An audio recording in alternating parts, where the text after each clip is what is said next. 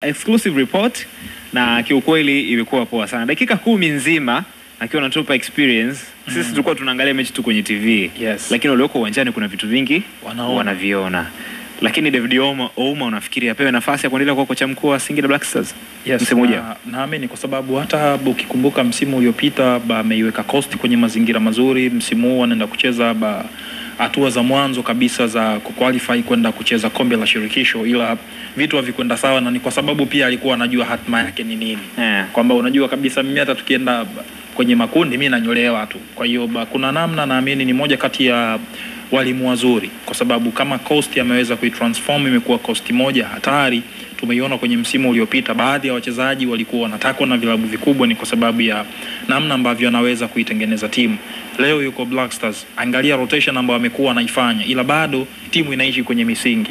Naamini kama Black Stars wanahitaji kuiona timu yao ina perform kwenye level ambayo wanatamani kuona ushindani wao unakuwa kati ya Simba, Yanga na Azam, na wenyewe wanakuwa ni watu wengine wanne, na kuondoa ile perception ya watu watatu tu kwenye ligi yetu. Naamini Ouma anaweza akaweka kwenye sehemu nzuri zaidi. Kikubwa ni wao kumwamini na kuendelea kumpa kile ambacho anakihitaji. Ila mpira wetu tunajua unaweza kaamka asubuhi tu nakutana na taarifa mtu asubuhi hayupo, sio tena sehemu ya timu, kwa sababu unasikia ameenda Kenya anaumwa.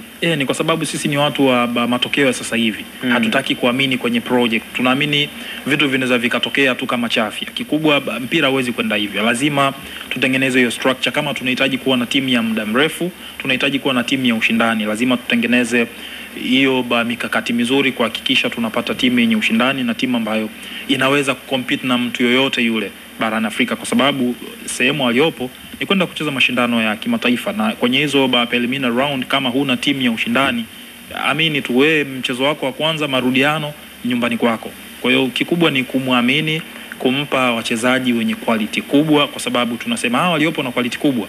Ili ufanikiwe unahitaji quality zaidi ya hii iliyopo hapa, ili wakuvushe sehemu moja kwenda sehemu nyingine. Kwa hiyo naamini Ouma ni moja kati ya chaguo sahihi kwa upande wao.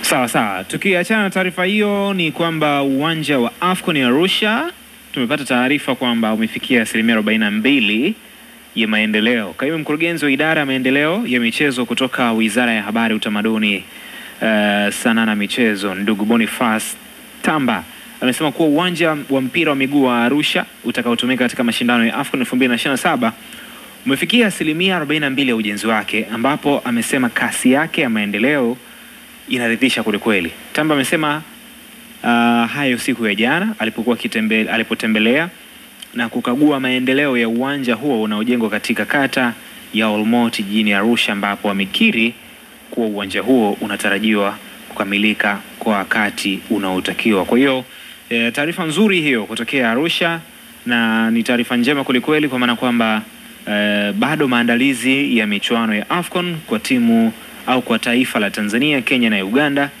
yanaendelea, na Tanzania pia tuko katika dhamana hiyo. Hivyo katika kuhakikisha tunazidi kuaminiwa, lakini pia wakati tukiwa tunahakikisha kwamba tunatengeneza imani, basi tunakamilisha yale ambayo ni ya msingi kweli, ili siku zitakapofika basi tuweze kushuhudia burudani hii.